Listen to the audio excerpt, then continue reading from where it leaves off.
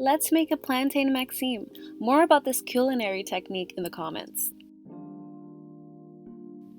First, you're going to grab your plantains and cut the tips off and cut them in half. Then you're going to make some slits on the sides and cover them with boiling water. Let them steep there for about 15 minutes so the skin can't come off. While the plantains steep, preheat your oven at 350 Fahrenheit. When you have your plantains peeled, grab a mandolin and start slicing them as thinly as possible. It's very important to have them sliced thinly because that's where the crisp is going to come from.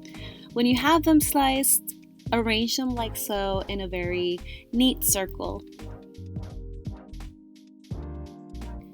So be careful because plantains have a lot of starch, so your hands are going to get very sticky. So make sure you wash all of your utensils immediately.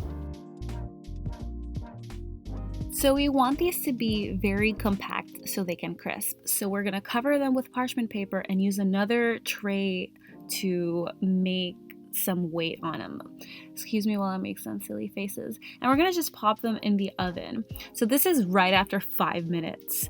So after 5 minutes in the oven, you're going to get them out, peel off the parchment paper, and pop them right back into the oven for 15 minutes. And this is how they're going to look. Don't they look amazing? Super crispy, very nice. So for serving, what I did, I just served it with a very simple shrimp ceviche with red onion and cilantro.